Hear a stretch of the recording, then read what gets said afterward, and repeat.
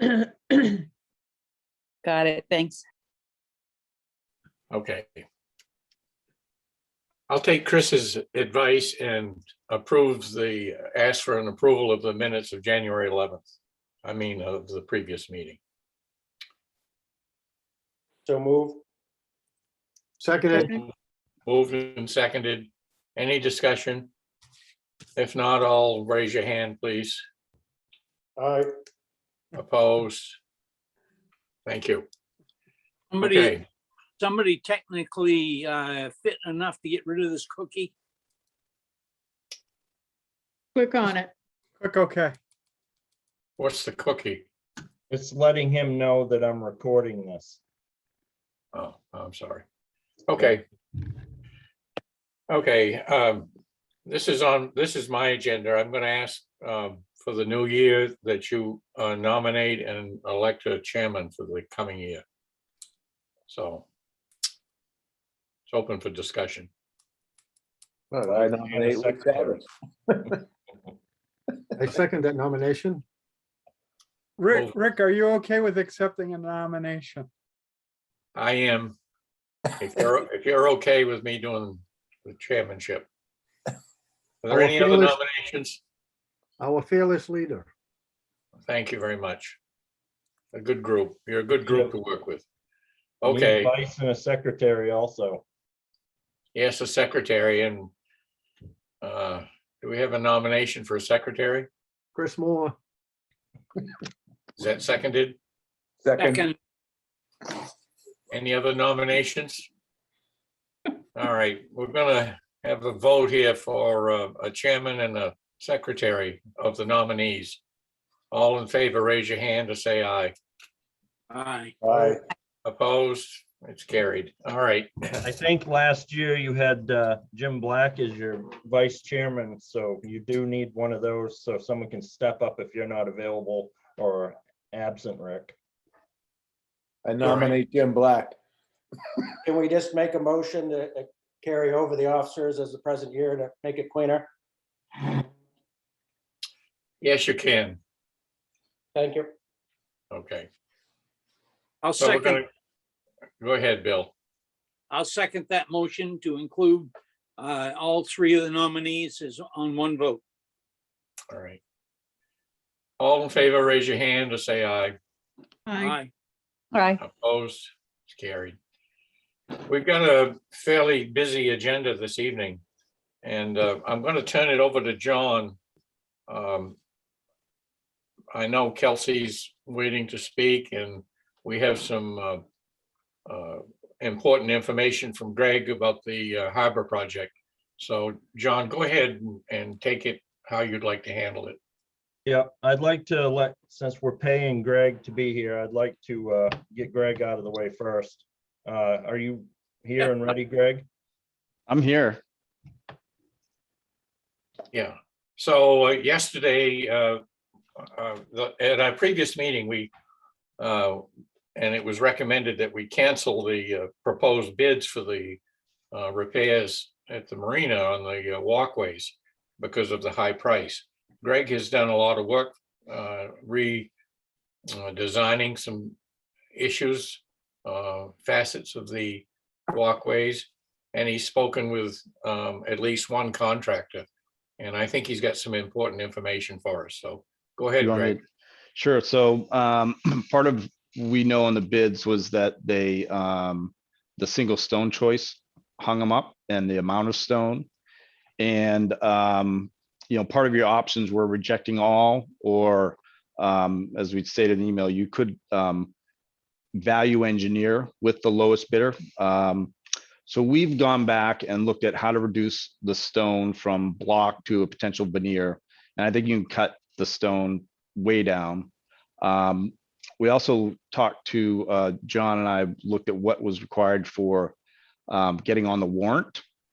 And I don't see that you have the time frame to go back out to bid to make it on the warrant. It just, you can't do it. After 8 weeks and probably 15 different contractors, you ended up with 2 bids that were I think even not good cross sections of the market.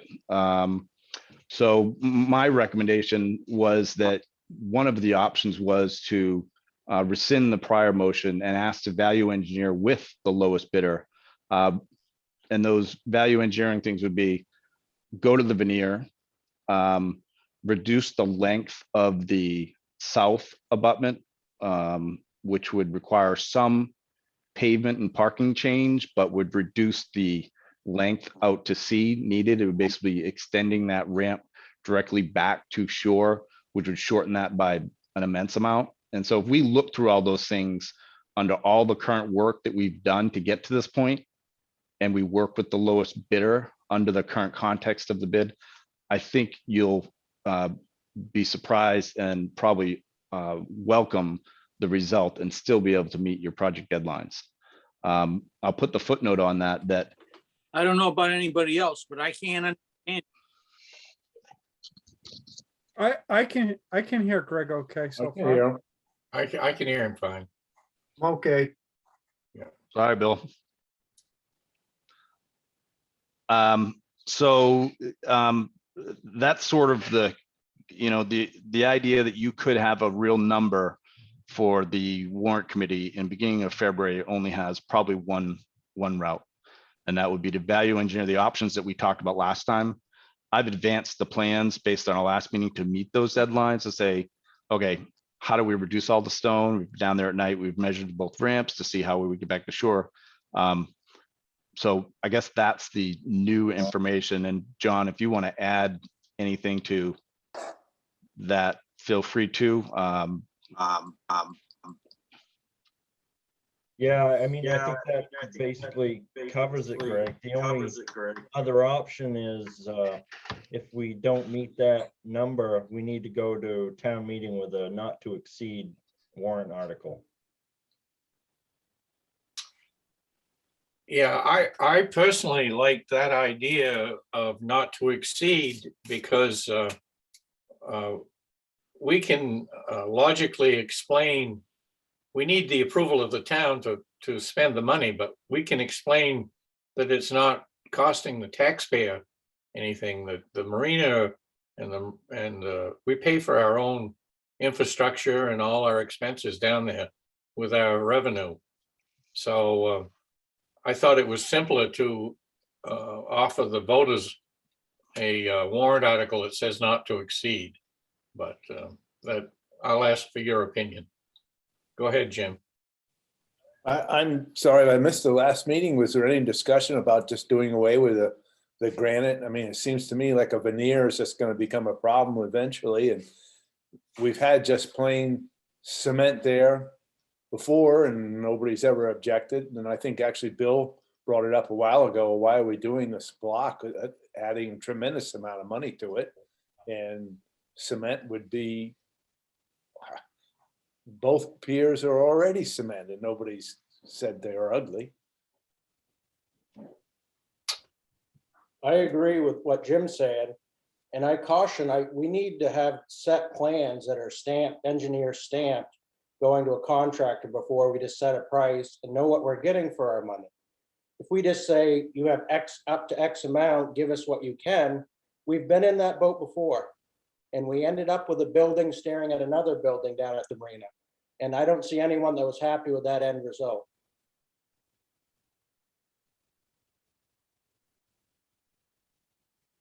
Go ahead, Jim. Craig, is there a problem with having it just cement? I mean, the veneer is just cosmetic, right?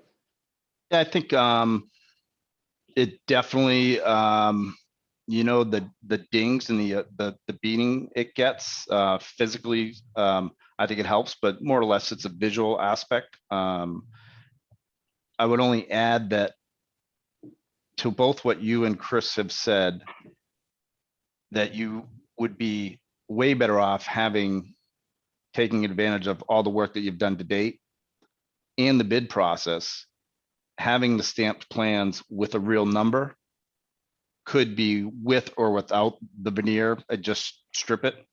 But I think to not consider the unit pricing in the bid with the lower bidder is probably the direct fallback. That gives you the stamp plans and the contract price that gets you to town meeting. If you decide to say, you know what, let's hold to and just to get to that stamp plans, and I agree with Chris, that's the way to do it. Without an estimated cost not to exceed, you'd be bumped a year. So to get both of those both of those conditions in there is to use the work you've built on and value it now to a set of plans that can be priced and go to meeting with a hard number from a contractor. So you would prepare the contract to read one price with a veneer and one price without. Is that correct? Yeah, it would just be a line item. We have the line item now. I've already worked through it. I know I don't feel comfortable with this on how much that is reduction. And if you decided that, you know what, that I'm going to say $8,000 compared to the $130,000 before is not worth it visually for you, it's gone.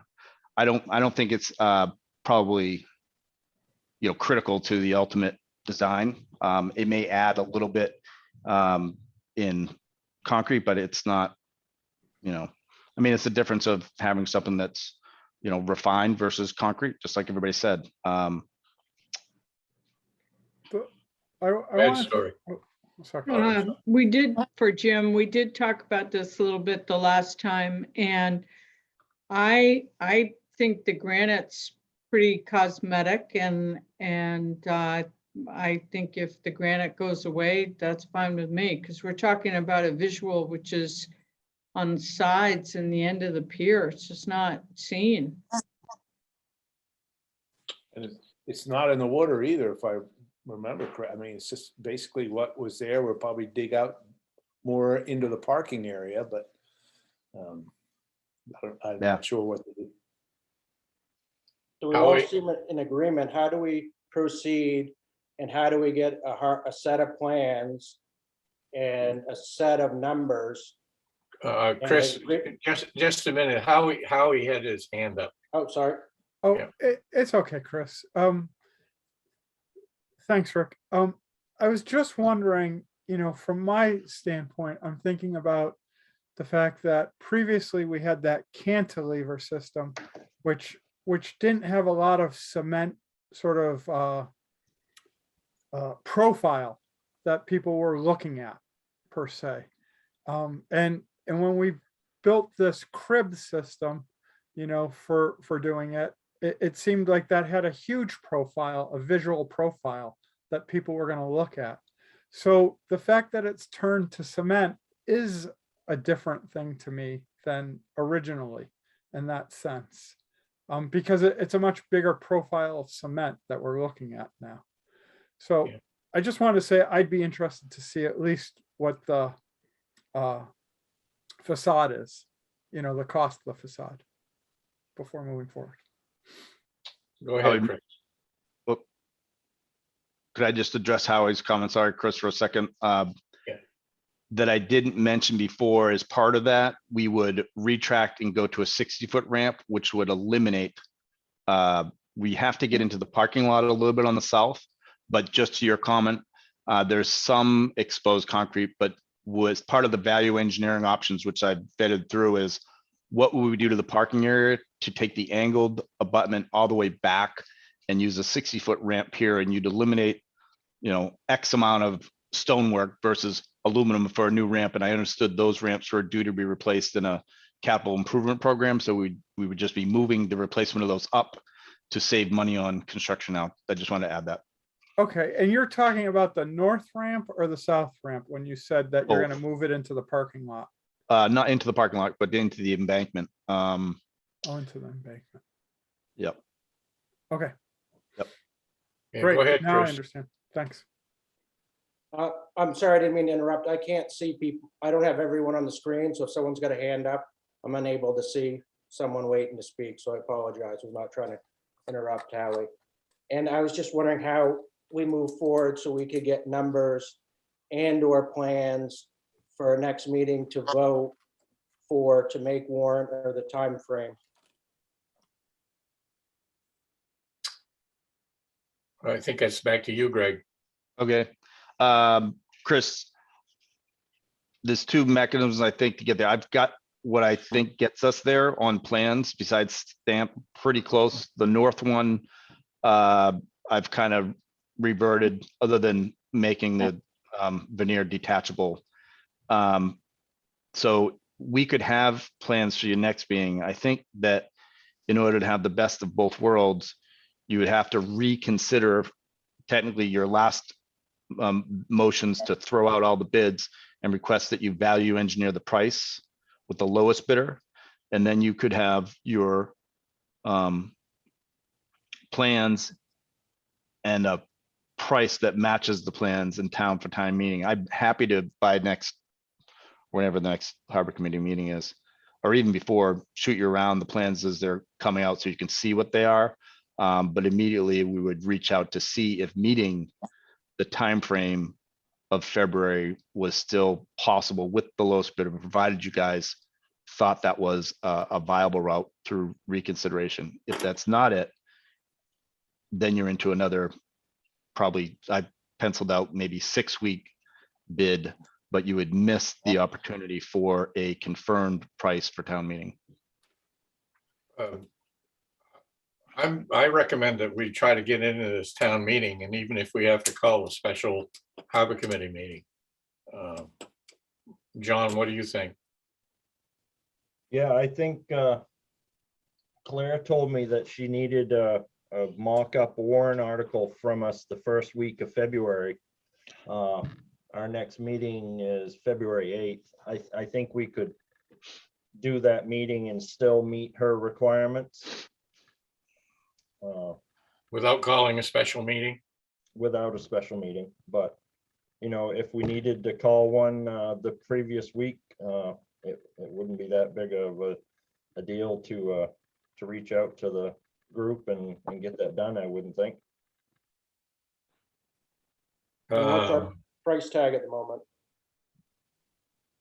We do not have a price tag. That's what we're here to give Greg and me the Go ahead. go the ahead means. to work with Jordan.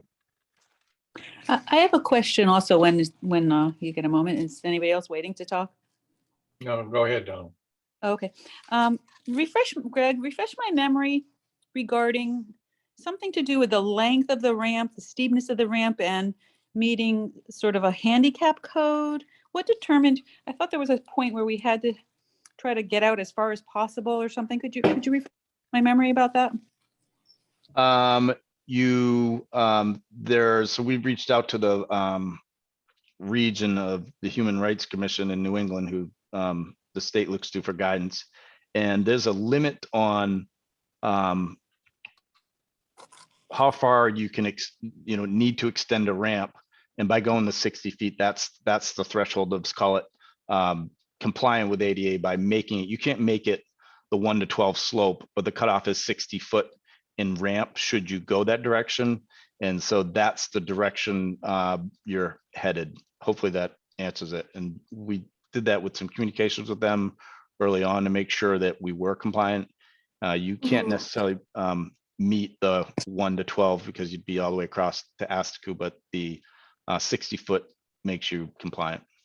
Okay, and so in this case, did you just say in this meeting here that we might need to shorten that distance or no?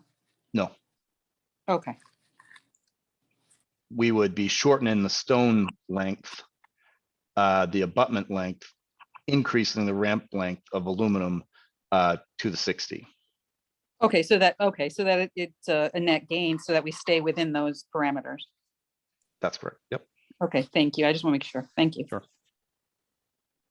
Do we have any other questions for Greg?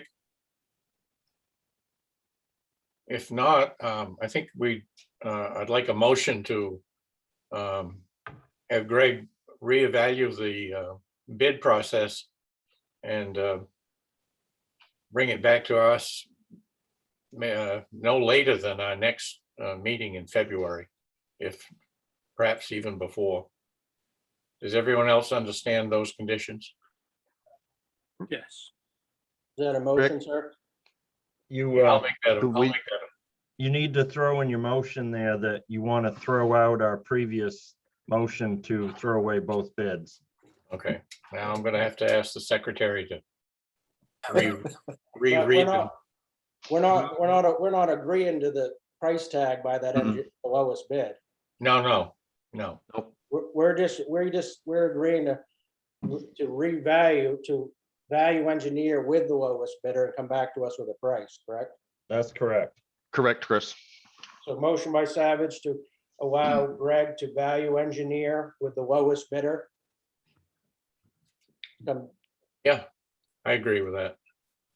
Any other discussion? Can we second that motion? Well, hold on. We want to say by throwing out the last two bids, right?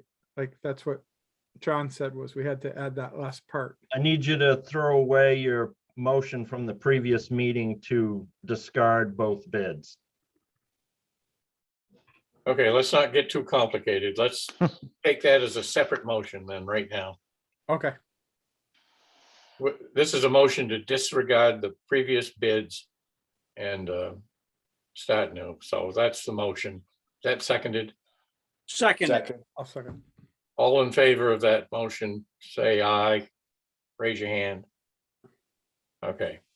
A new motion now is to ask Greg to submit to us a new bid and bid deadline with the design characteristics of that we discussed, eliminating the veneer and the ramp site.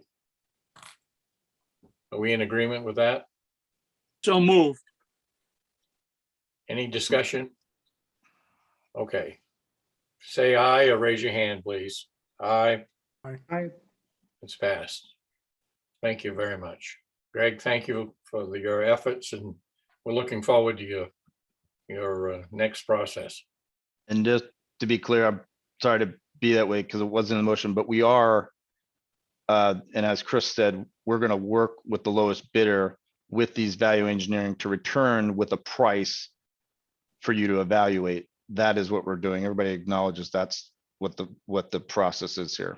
That we acknowledge that that's the intent of this motion. Okay, thank you. Okay. Howie, you had work to do, and Kelsey is a guest, and she has an issue that she'd like to bring before us. Would you let Kelsey? Oh, please, anyone can go before me. Absolutely. Okay. All right, John, would you want to bring us up to date on what Kelsey's representing? Yeah, the Northeast Harbor Fleet or Clifton Dock LLC is here to inquire about adding some moorings to their mooring field. And if you're here, Kelsey, go ahead. Yes, thank you. Hello, everybody, and thank you for adding us to your agenda. I think I would like to, yes, I sent the request to you, John, but I would like to just introduce my boss, because I've been at the fleet just for coming up on a year, but Fran Charles has been there for many years before me and knows a lot more about the whole mooring field situation. But yes, we are coming in front of you to try to expand our mooring field. So I will, if you don't mind, I will just hand it over to Fran, if that's okay with you all. Go ahead, Kelsey, yeah. Okay, thanks a lot, everyone. I've been at the fleet for 13 years, and we've always had a waiting list of folks who want to get a mooring. And our waiting list has been expanding quite a bit in recent years. And last year, we went and I believe it was in April, we had a discussion with John about expanding east of Gilpatrick Ledge over towards Sergeant Head. We felt that it was a good area that was out of the big breeze of the Northwesters coming out of the Sound. And we were very aware that we didn't want anyone or any even private moorings to go further out towards Greening Island and constrict traffic going by the front there. And we thought that moving to the east between the ledge and Sergeant Head was pretty much out of traffic lines, and it was a good enough water for any depth vessel to anchor in there. And so John suggested to us last year that we should try 4 200 series moorings and just see how it goes, and see if we get pushback from neighbors, and see what people think. And so we went ahead and did that, and John oversaw Jason install those moorings for us where he wanted them, and to what sizes. And as far as we know, we didn't get any pushback at all from the folks who live out front there. And it was actually more convenient for our launch to get around the ledge and get over and help people get in and out of their boats and back to shore. It was actually closer than around Smallage Point. So we'd love to, we have an awful lot of people on the waiting list, and we'd like to explore the possibilities of expanding further to the east on a line between the ledge and Sergeant Head, and north of that line, so that it's not out in the traffic. And so that's why we're coming here to the Harbor Committee to seek your permission to work with John and install moorings where he might like them. And for those of us that don't have your schematic in front of us, can you tell us how many moorings you're proposing to add? We'd like to put in 18 moorings. We have a waiting list that's 28 moorings deep right now. And would also like to encourage, if this is okay with you folks in the Harbor Committee and with John, would like to encourage some of the private moorings that are on the outside perimeter of Gilpatrick Cove to perhaps move over there and get out of the traffic of people transiting around the ledge and heading towards the sound. Would like to draw back that outer perimeter. And those are mostly private moorings on the outside perimeter of Gilpatrick Cove. Just one Another thing. question. Another Just as question a, I have, are these all 200, 300 series moorings? No, we were thinking of a mix of between 200 and 300 series moorings. We need to use the 300s for the IOD racing boats.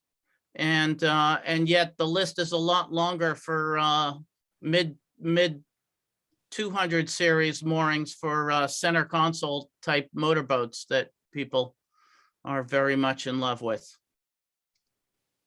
Just as a reference, the waiting list here in Northeast Harbor is close to 100. Yikes. So only having 28, you should feel grateful. Yeah. May I speak? Yeah, go ahead, Chris. One question. You mentioned an attachment to Clifton Dock. Are these going to be under Northeast Harbor Fleet or Clifton Dock Corporation? It would be the Clifton Dock Corporation that owns the moorings. That's the And way they- that, And they in turn will be renting them? yes, yep. We essentially, right now, we are contracting all our services with Jason Chapman, who took over Alva Barge. And we've So- been very happy with him. So if I may continue on this one, so anything you rent, what do you have for Army Corps engineering permits at the moment? And what moorings have you set since May 2nd, 2017? Since May 2nd, 2017, I believe the only moorings that we've added are the 4 200 series moorings east of Gilpatrick Ledge that we put in with John's direction last, it was late May, I believe, those went in the water. And those are owned by Clifton Dock Corporation and rented, correct? Yes, yes, they're all owned. All the moorings that the fleet owns are owned by the Clifton Dock Corporation. And do you have copies to provide to the harbor master of your Army Corps of Engineering? We do not have the Army Corps of Engineering permits on those 4 moorings. I didn't know that we needed them. You do per our ordinance 7.11-1. All moorings rentals except Clifton Dock, and this was previous to May 2nd, 2017, need Army Corps of Engineering permitted and should be administered by the harbor master's office, meaning that those to be rented will be done by the harbor master, except for stuff previously that had Army Corps permits that need to be kept and annually inspected by, given to the harbor master. So as far as a rental mooring, it doesn't matter. Any rental mooring within the state of Maine requires an Army Corps of Engineers rental permit. And it's a fairly easy process to do, but it's something that I honestly didn't know that the 4 moorings that I granted you last year were going to be used for rentals. But it's a fairly easy process, and I can point you to the right person to get that done. Excellent. We can take care of that right away for you. Yeah. We also supplied John with a schematic map of all of Gilpatrick Cove with all the latitude and longitude of all of those moorings over there that we understand he did not have. And but now we're good with all of that. But all your moorings will meet, where they're rented owned by Clifton Dock Corporation, will have to be registered with the Army Corps of Engineers. Okay. Tom Fernald, You have to unmute, Tom.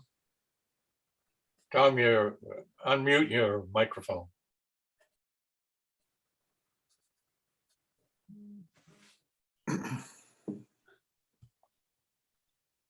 Okay, you hear me now? Yes. Yeah. Yeah. Okay, my question is, where are the people gonna park? Right now, people park, a lot of people walk down to the fleet and other people use the parking lot that we have at the end of Maple Lane. And how much parking do you have there?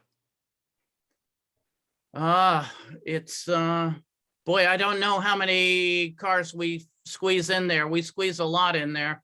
And, but I don't know the exact number on that. Well, I want to add one more thing. My feeling is eventually you have 28 on the wait list. John has 100. What are we going to have? Moorings all the way to Cranberry Island?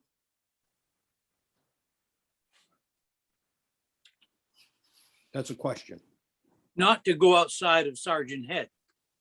Yeah, we were talking about putting them inside of the straight line between Sergeant Head and Gilpatrick Ledge. The day beacon on there. We weren't talking about going out into the traffic at all. The existing ones, I'm really hesitant, and one, I'd have to see everything permitted first.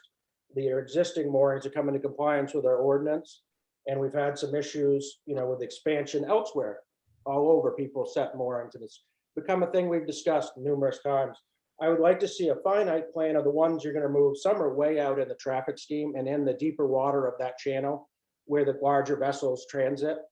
And you have your small sailors, it's become a real danger zone. And that something needs to be addressed.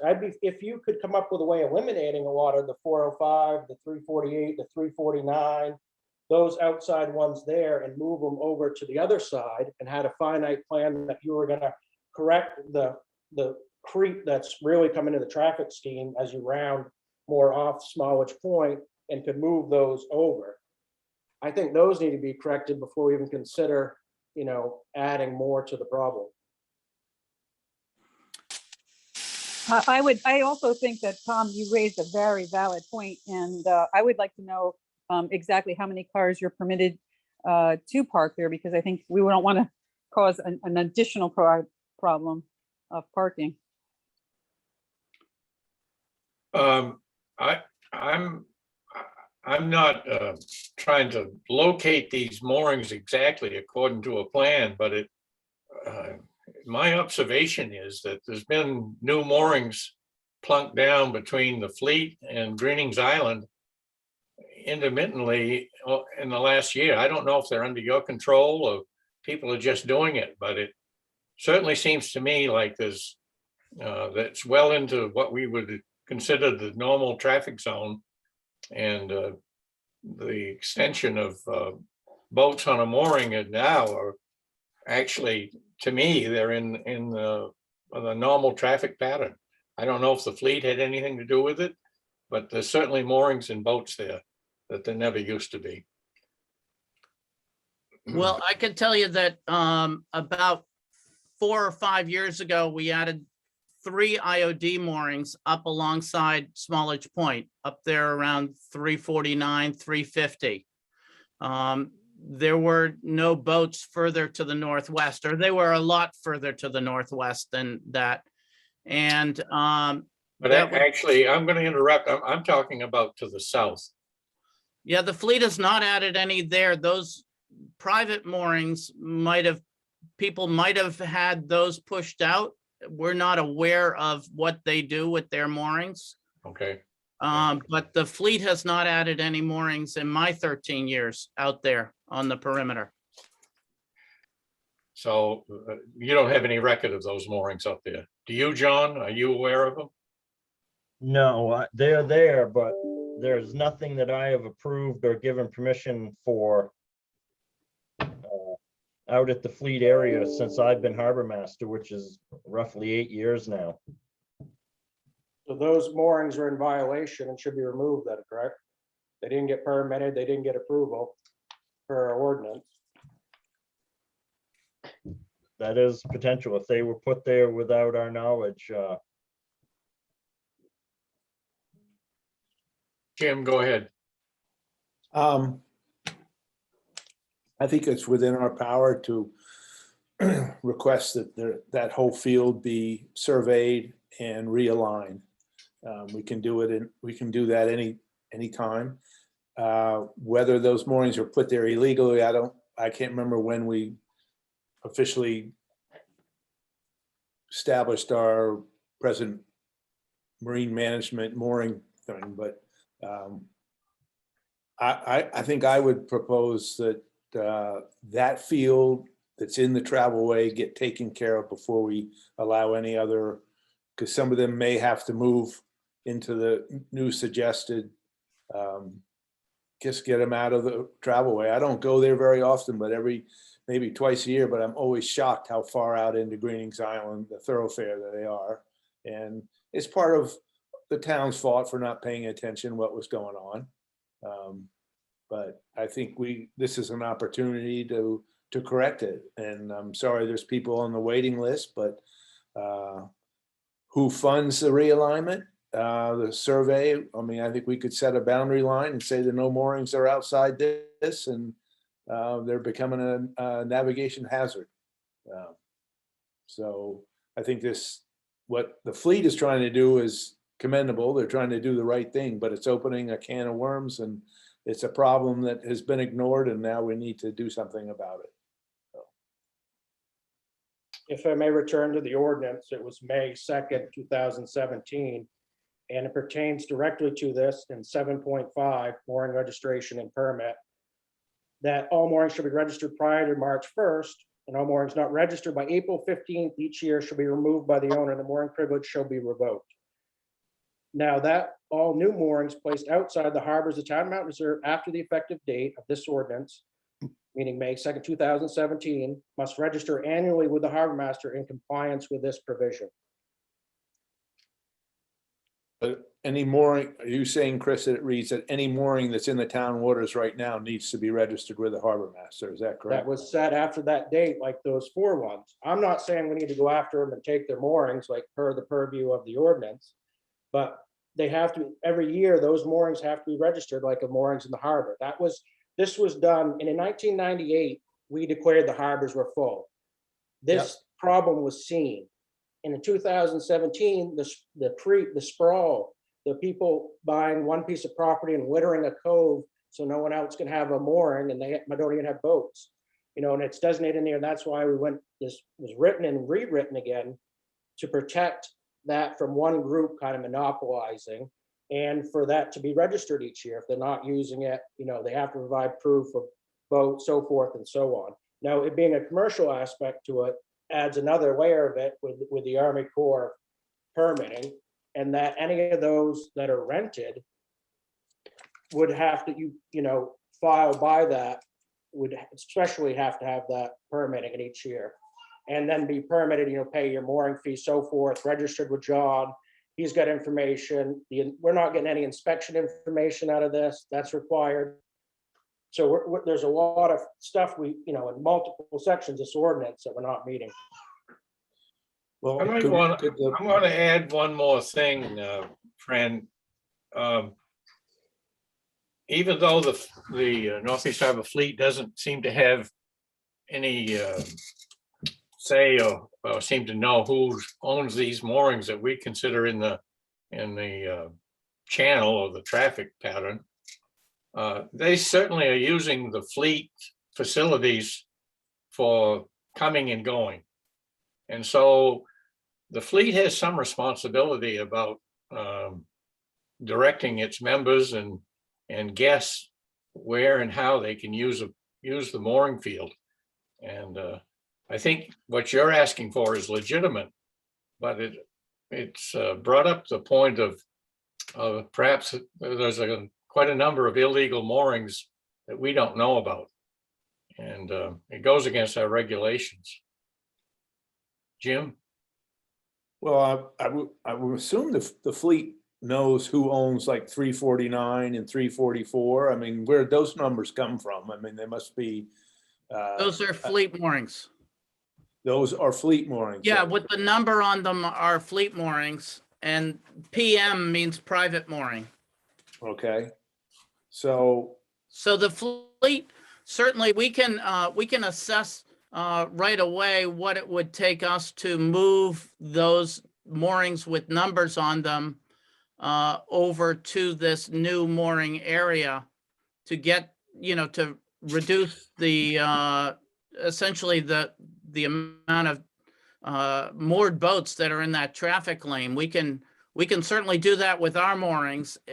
It's the private owners that would like to do some hand twisting on to get them to also move over, but it might take a bit of pressure from your end to do that as well.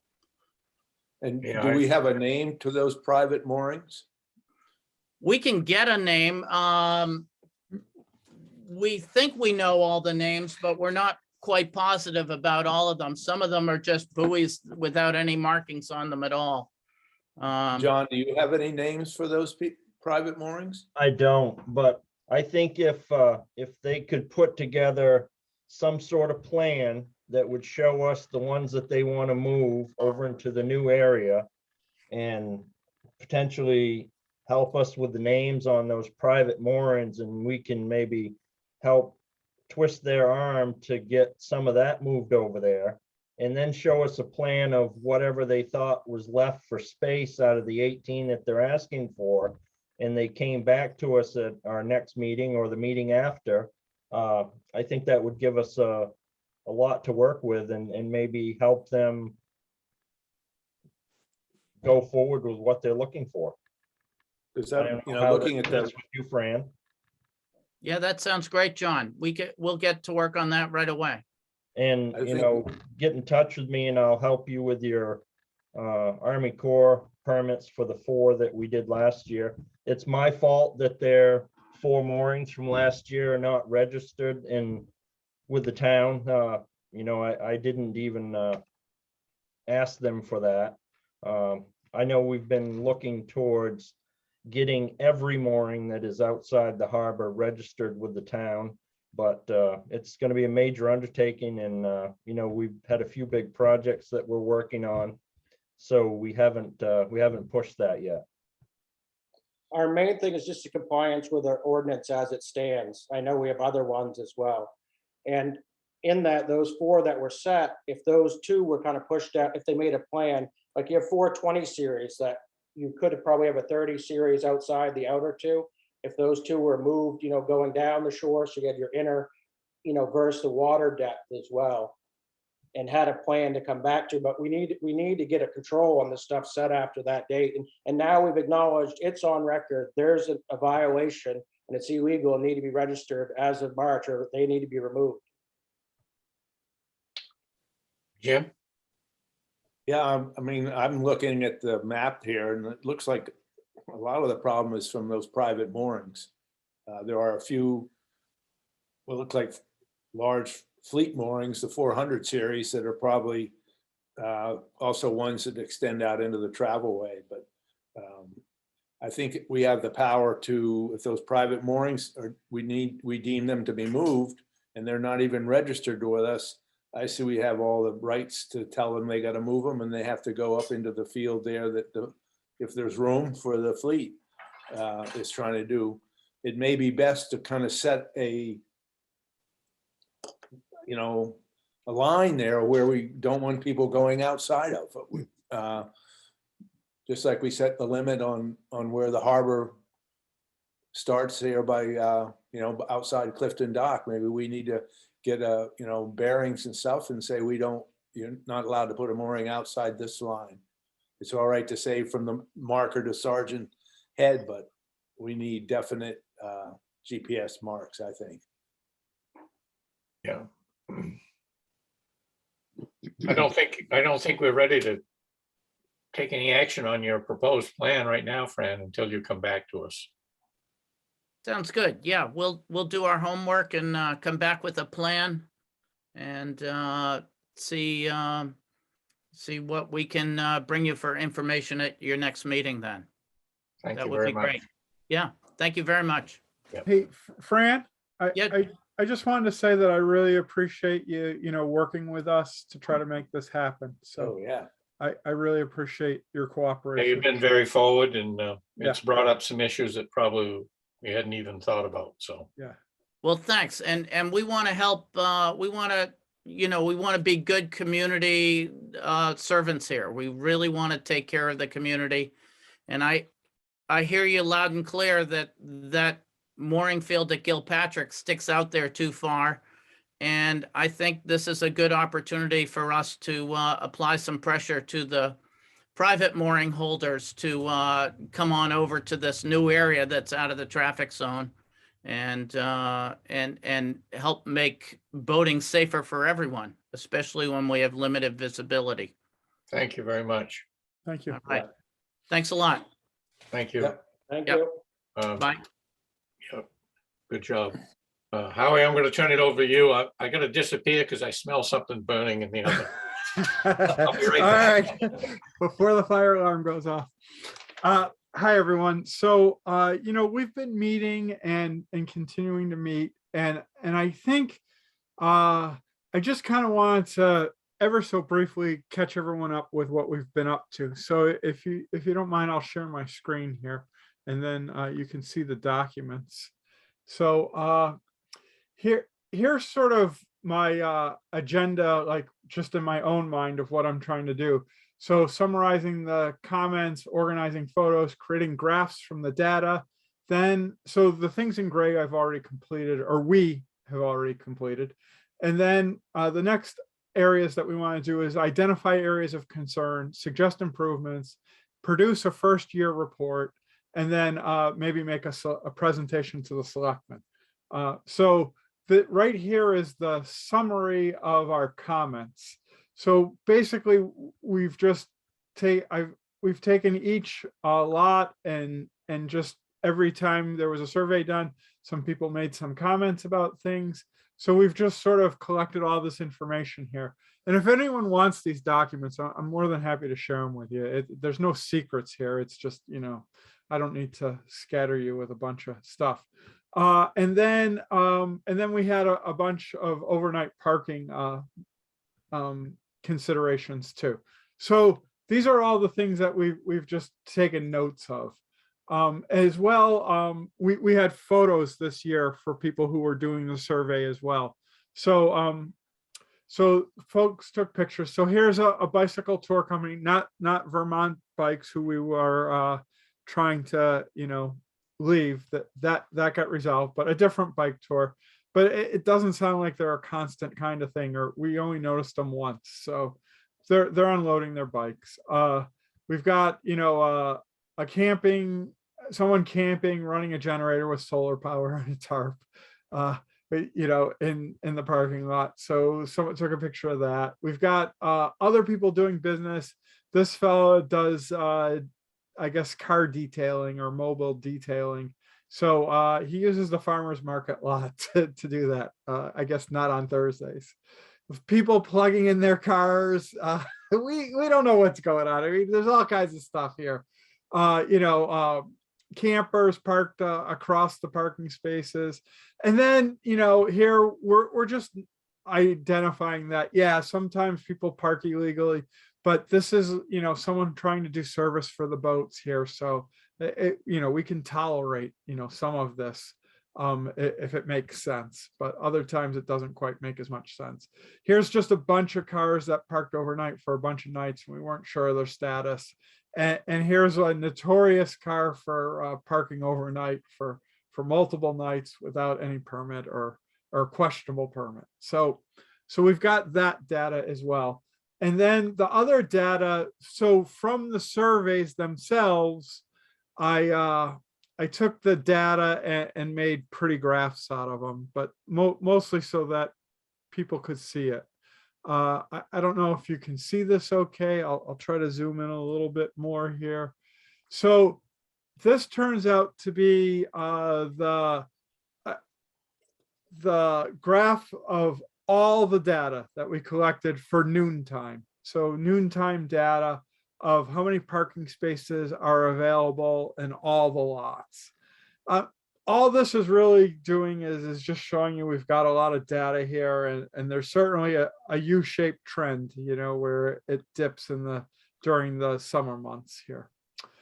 All right.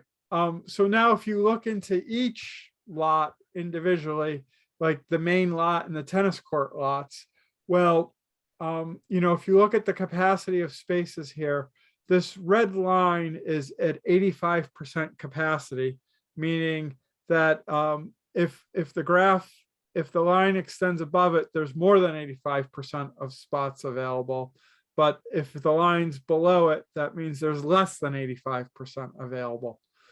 So we've wound up with a bunch of days, 38 days with only 85% capacity, and then 10% capacity was 30 days. So 30 days there out of, and this is pretty much from June 15th to September 15th. So think of 90 days overall when you're thinking about this. So that's what we have, and this is what it shows us now for this. So we certainly have, a parking issue. We're running out of spaces, no doubt. And then so this is the boat owner lot. And when it goes below zero, that means people were like illegally parking, just making spaces up. So that's the survey of this data. And then we've got the tennis court lots. So there are certainly days here where there are very few spots or 0 spots. 7 days at 100% capacity. The other thing to note here is that, when you see these really tall spikes and they're sort of shaded, those were rainy days. So it was raining when that survey was taken. So that might explain why in the middle of the summer, there's plenty of parking on July 18th. I guess it was a rainy day. And then the asterisks represent that it was a farmer's market day. So those are Thursdays of the survey. And again, these are all randomized. So, we might have not done every Thursday, but, we have a good portion of them. So these lots are being used, and a lot of them have a lot of capacity, they're being used very often. Not so much the trailer lot, but others were. And the main pier, right? I mean, we know that that's notoriously, there's hardly a day here where it isn't 85% utilized or more. So So this is giving us, you know, a good visual view of what's going on here in parking lots individually. And we can, you know, next year when we do this again, we can compare, you know, how these look. We could put them, you know, lay them side by side and kind of see, you know, what's going on, if it's getting worse or not, because, you know, that is one of our presumptions, is that when the Island Explorer starts up again, the parking will be reduced more, but we'll find out for real. So here is sort of the summary of this, right? So 85% capacity was what, like 65 days here, you know, over 65 days for the main pier. And 100% capacity was over 30 days for the main pier. And it just goes right along here, along the line. So this will be interesting to see for next year how that changes and gets staggered as well. So that's what we're up to, and our little subcommittee, and what we've been doing since the last time we met with you guys. So it's really interesting how that when the bus reschedules or starts to run again, what type of impact we're going to have. Exactly. Yeah.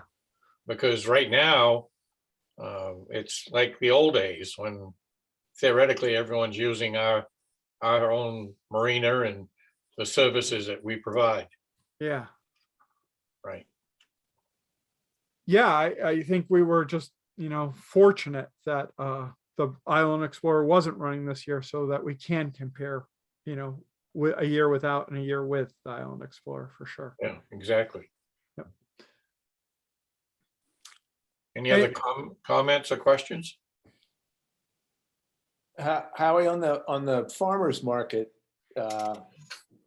I'm not seeing all the, I can't look through all the data, but it seemed to me there were a lot of days when everything was full and that farmer's market was empty, because there's no lines there to show people that they can park there. And then the other part that gets me is the guys running the food truck have a car there parked all day. Yeah. Why they can't come down in the food truck and not have another car there is another question, but.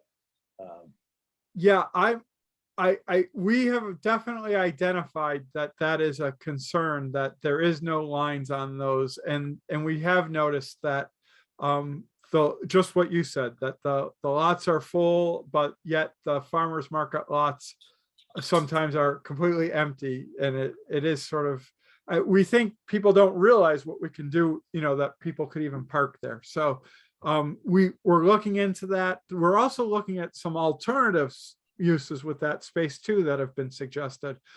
Maybe some RV vehicles could park there when they're not using the farmers market, you know, to extend some long vehicle traffic for extra long vehicles or something. We don't know, but that's definitely something we want to address. So thanks for bringing that up, Jim. Well, certainly RVs could go in the trailer parking lot, because that a lot of times does not have, seems like it has half the spaces are empty. So Yeah. We're right. That could be a combined use, I think. Sure. Yeah. Anything else? Well, thanks, Howie. It's a lot of information to absorb, but it was a good assignment, and we need to know what's going on. Right. Yeah. So we'll just continue with our process of identifying some concerns and then coming up with solutions. Good. Okay. Anything else? Everybody happy? How about a Happy New motion? Year. to adjourn? Say again, Bill? Motion to adjourn? Sure. Motion to adjourn, seconded? Seconded. All in favor, raise your hand. Thanks, everybody. Good night. See you Thanks, soon. Rick.